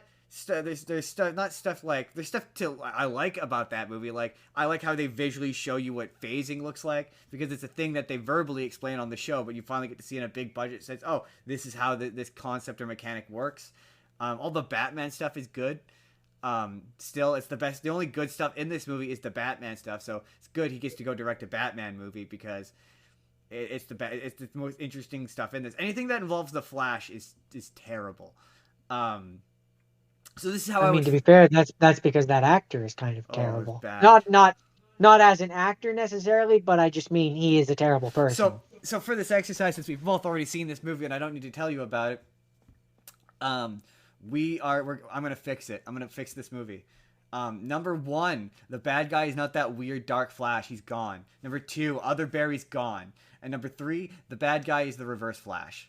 And this is how it works. Okay, the bad guy, or the Reverse Flash, kills his mom, because that's what it was gonna be anyway. Reverse Flash kills his mom. He wakes up. He's the Flash, no, whatever. Decides to go back in time to save him, to save the mom. He saves the mom. It basically plays out mostly the same. And then it's like, and then in the climax, mostly the same movie. He still winds up in the alternate timeline where his mom's there, except for no other Barry. He doesn't have powers. He's happy. He's alive. He's adjusted. Whatever. He sees Zod show up just like in the actual movie, and he's basically like, "Oh shit, I have to I have I have to to fix it. yeah, I have to go get Batman." He goes and gets Batman. Maybe he's Michael Keaton. Maybe he's still Ben Affleck. Ideally, he's still Ben Affleck. Um, and they go and they get Supergirl, just like in the final movie. They go to that, except for, again, no other Barry, but it's just Batman. That way, Batman can have a dedicated action sequence. They save Supergirl. They go through that whole sequence. Zod is basically there, and he decides he needs to get his powers back to fight Zod. That's why he gets his powers back. It all plays out mostly the same.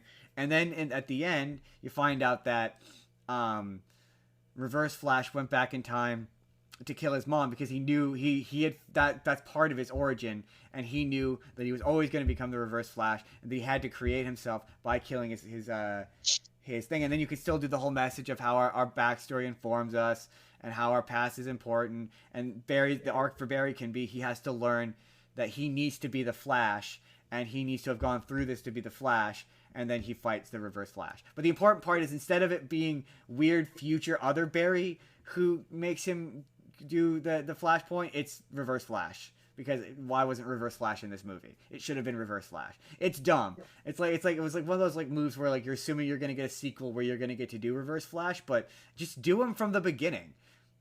And if you want to go more into him later on, do that. But do him from the beginning. Now, see, I like everything that you've said, and I agree with it all, but I'm changing one thing. And that's when the Flashpoint happens, we change the actor that plays the Flash.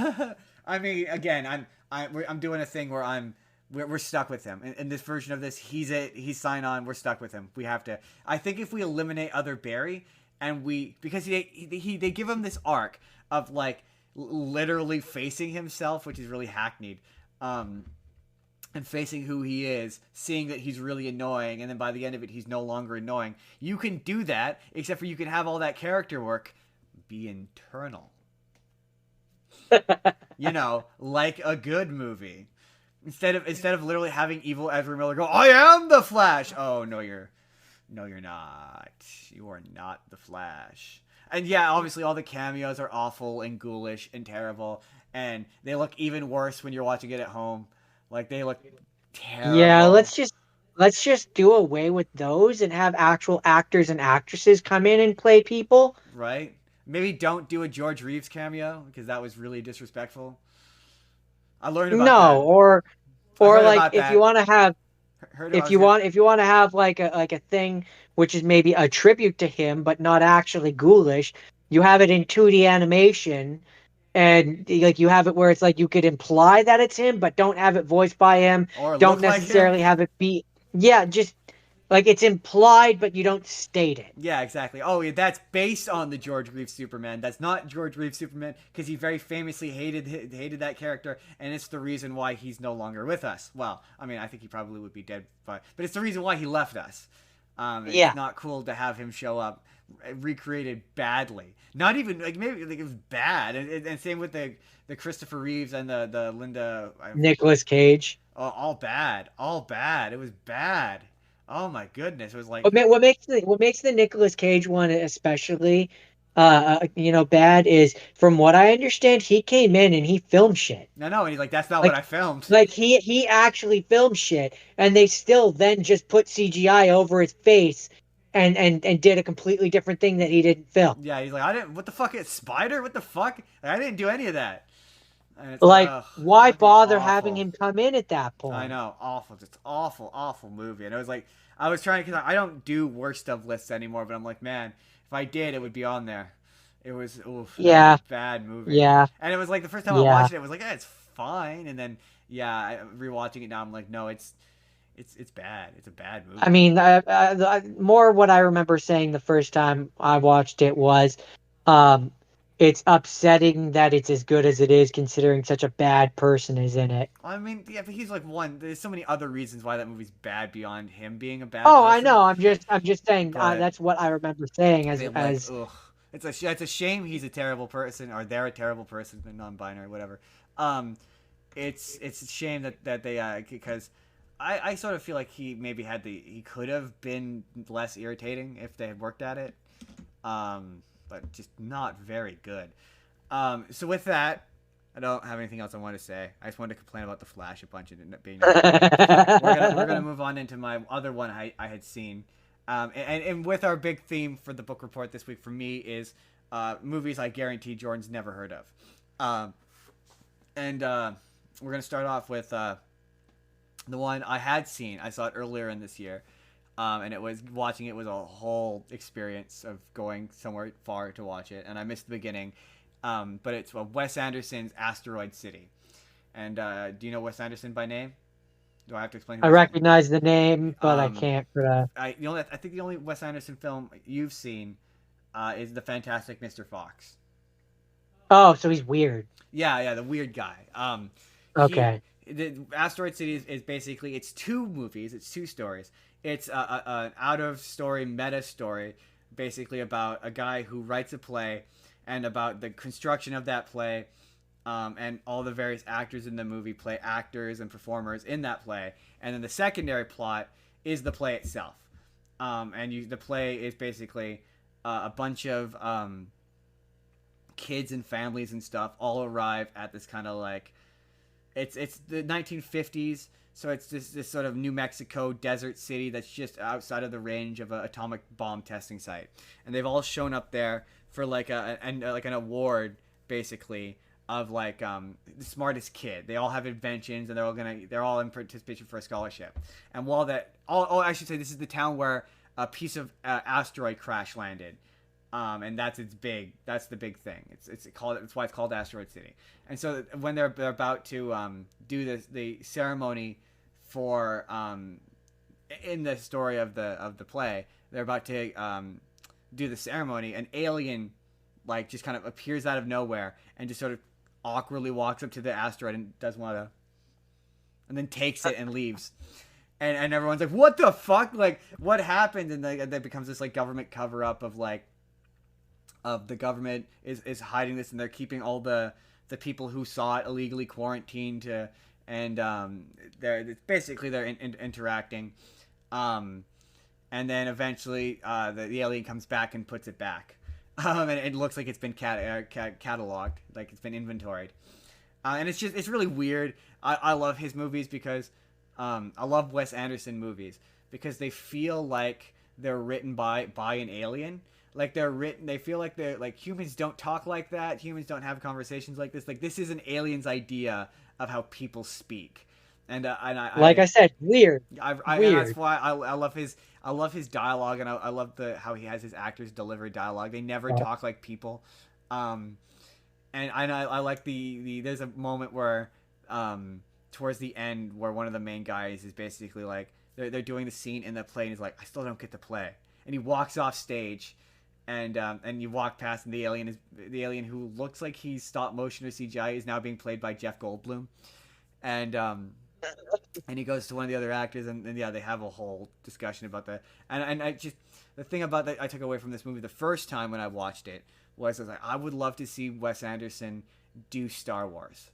Like there was a really funny YouTube video where it was like, what if Wes Anderson did Star Wars? And I'd like him to do a Star Wars.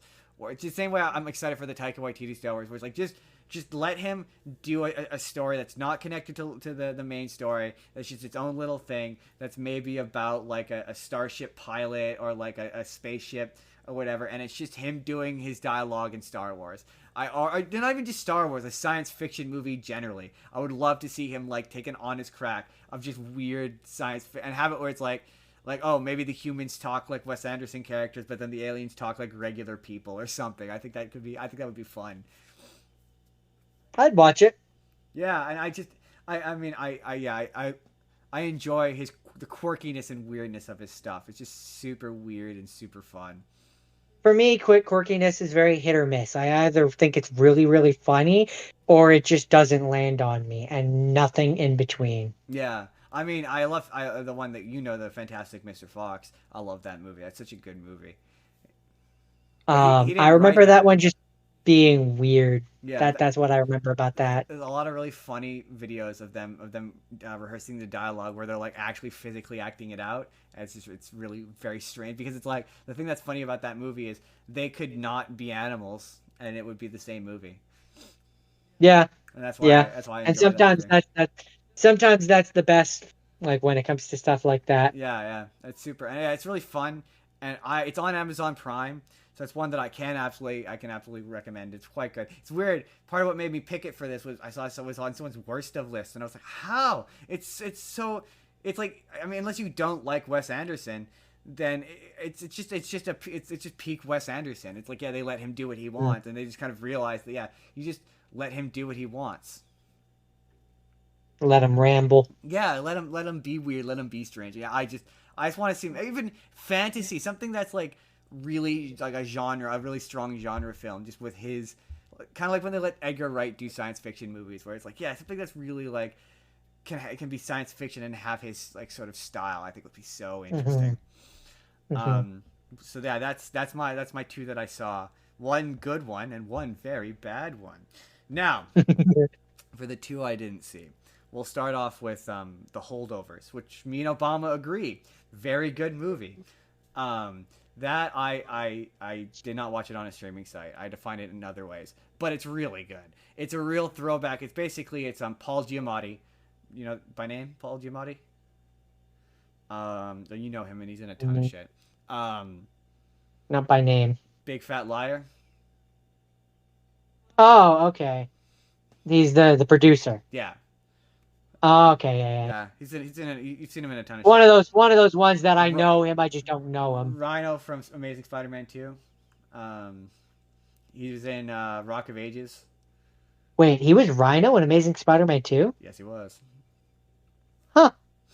Um, but basically, it takes place at an More you old know. yeah. It takes place at a private school, like a boarding school, um, and it's basically about a group of kids who have to stay at the school over the course of the winter break. They're called the holdovers, and as a form of punishment, he's a real curmudgeonly, like grumpy, grouchy old teacher who's like really traditional and believes in the education and doesn't believe that you should just because they're all rich kids. So he doesn't believe that they should get a pass just because they're rich, and he actively punishes them for the crime of being rich. Um, and As it's one should. as one should, yeah. And it's basically him and one of the kids sort of bond over the course of this Christmas break, and it's about a 2.5 hour movie, 2 hour movie, 2.5 hour, it's somewhere in that range, and it's just a real good classic like '70s style comedy in sort of the same vein. It reminded me a lot of, it reminded me a lot of, like Ferris Bueller's Day Off. I'm forgetting the director's name. Like an old '80s, '70s, like I also One Flew Over the Cuckoo's Nest, like one of those movies that just Yeah. it really takes its time to let you get to know the characters. So it's like yeah, they can have a we were talking earlier about not allowing characters to have a fully realized arc, but yeah, he starts off he's a real fucking prick. And there's misadventures, and they go through all sorts of stuff. And by the end of it, they're like friends. And I won't give away the ending because it's quite good, but it has kind of a bittersweet ending, and it's just a really sweet, fun movie. That I don't have much to say about beyond that. I understand those feelings. Yeah, Sometimes you can just watch a movie and be like, I don't have a lot to say about this, but it's just a good movie. like it doesn't have anything really to say all that much or anything to like. It's just a really, really solid, funny, sad, cute movie that I saw people Just saying it's. something to enjoy. Yeah, it could either be a really good Christmas classic or just a good movie you put on. And yeah, it's just one of those ones where it's like, yeah, people kept saying and recommending it to me. And anytime anyone's or saying, oh, it's so good, it's so good, it's so good. Anytime anyone does that, I immediately need to watch it to prove them wrong, or be proven wrong. Mm. And yeah, I was like, oh, there's no way it could be that good. And yeah, a lot of times, like, yeah, it's pretty good. I don't really have anything overly negative or anything about it that I have strong Would to choose to say. say. That's why I picked my second one. That's why I picked two this week. My second one is a movie called shoot. Oh my god, I'm totally blanking. I'm totally blanking. Hold Oh on. man, that's a really great name. Shoot, oh my god, I'm totally blanking. Dreamscape, not Definitely Dreamscape. not stalling, Dream definitely not Dream buying time. Dream Scenario. It's called Dream Scenario. It's a Nicolas Cage movie. It's an A24 movie. It's called Dream Scenario. And Ooh. it's about this guy he's kind of this boring average guy, and for one reason or another he winds up in everybody's dreams. So everyone is just randomly Oh, I dreaming think I about think him. I've heard of this one. Yeah, yeah, yeah, yeah. It's quite good. It's upsetting, but it's good. Um, and it's like yeah, he at Like he first. starts to like the attention. Well, that's just the thing is at first it's completely harmless. He's just in people's dreams. He's just there, he's trying to basically he wants to be recognized for his um what's the word educational academic his academic accomplishments. He has these academic theories, and this one woman he used to work with has basically she's written a book in which he feels she's stolen his ideas and not given him credit, and he shows up and it's basically like you should give me credit, and she's like no, I'm not going to do that. And yeah, he starts winding up in people's dreams, and he wants to use that much sort of related. He wants to use the thing he's become famous for to leverage his way into getting that book. And so initially he shows up in people's dreams and it's completely harmless. Like he doesn't really do anything. Like stuff is happening to people and he's just kind of there. And then eventually it starts to change and he starts to participate in the dreams. So like the one girl has like wickedly gross sex dreams about him. And it's gross. It involves a really gross scene where she tries to seduce. It's weird, um, and and so he winds up at this ad agency basically, or this PR company, who are basically like Michael Cera is there, and he's basically like, yeah, you're in everybody's head every night all at once. We can use this to sell stuff, and they're initially like, yeah, we've partnered with Sprite, and we want you to try to sell Sprite. And he's like, yeah, I don't want to do that. I don't want to be known for this one thing. I want to be known for my academic success. And they're like, yeah, no, that's not what we want. And he's like, he really pushes for it, like, and then they're like, okay, well, we'll work on this with you. And he's like, cool, whatever. Yeah, they're like, yeah, we'll sell your book, whatever. We'll make that happen for you if you do this thing for us, and we'll work it out. And then eventually, what ends up starts happening is people start to have nightmares about him, like really gnarly nightmares, where he hurts them or does something to them or assaults them or in all the ways that are bad that you can imagine.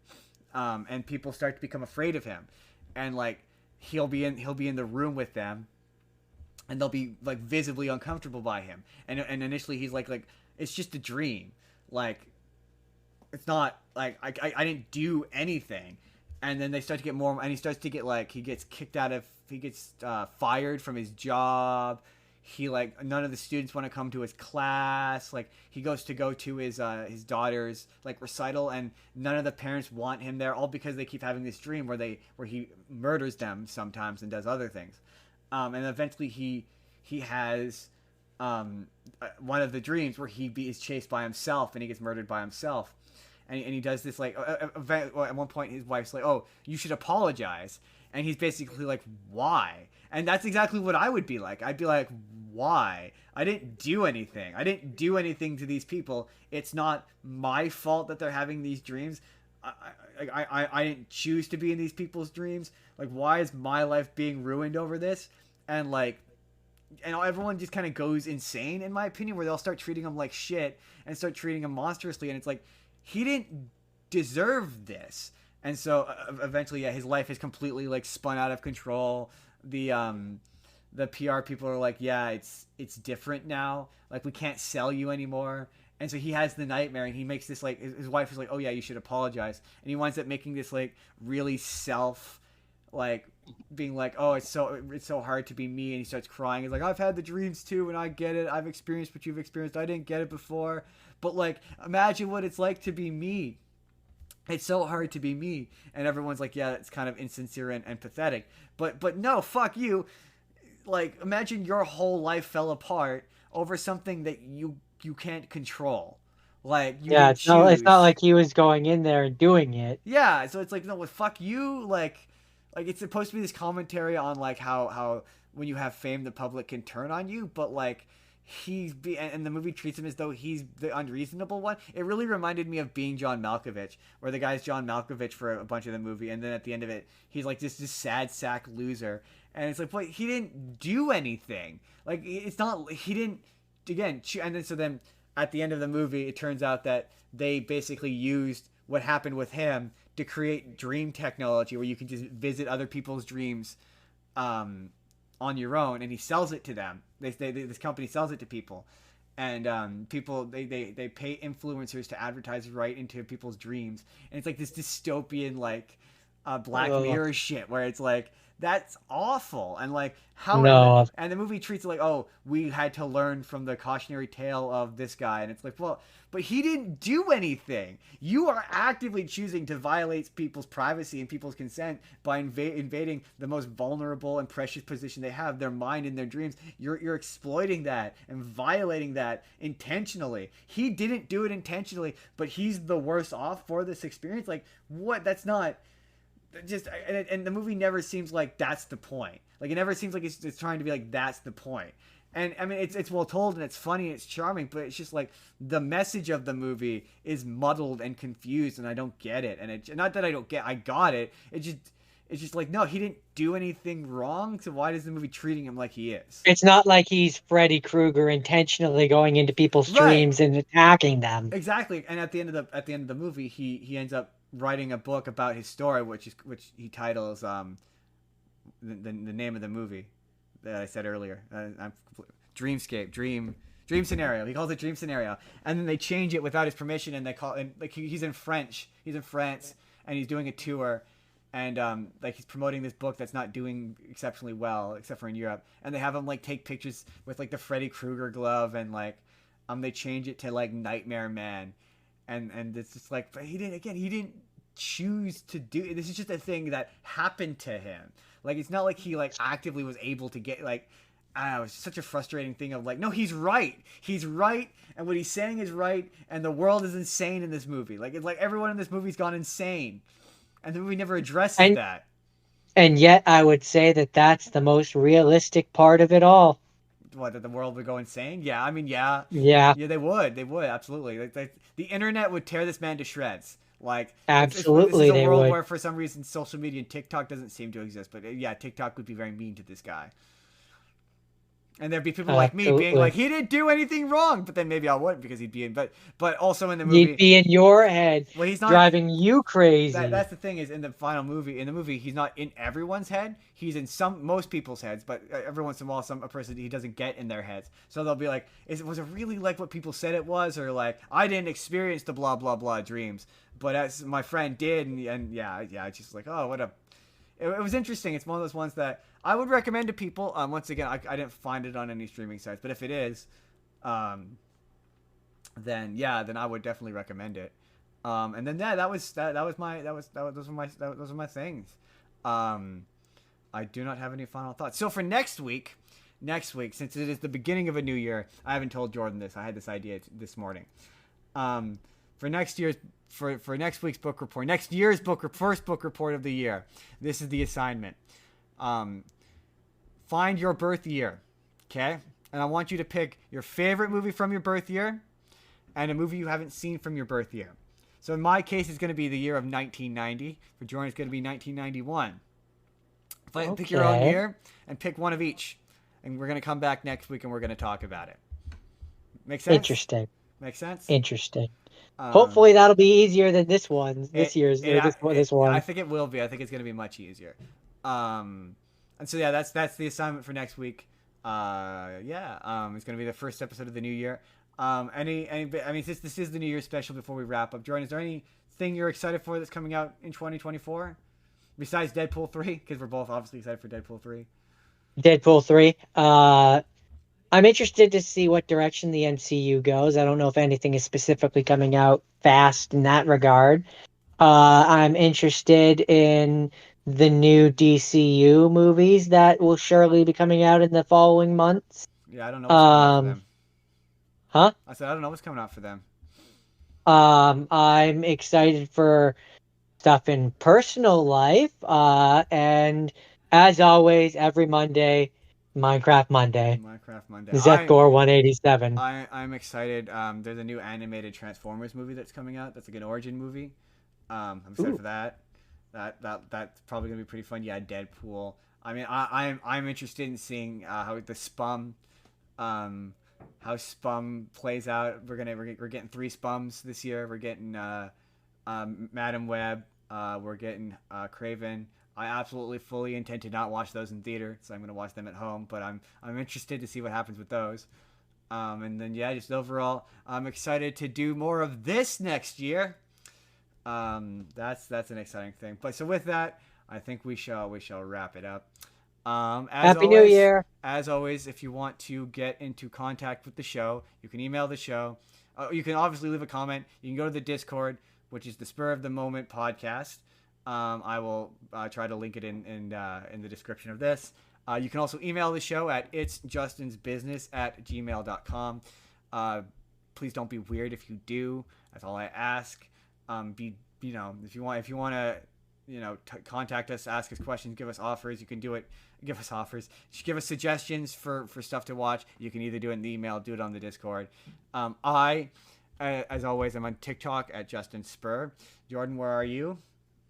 I'm on Twitch at Zethgore187. As he mentioned earlier, he will be doing his Minecraft Monday tomorrow, and it's going to be the first Minecraft Monday of the new year. Are you going to do anything New Year's related, Jordan? Probably not. Probably just gonna do some mining, some crafting, Probably not. So with that, this has been the Spur of the Moment podcast.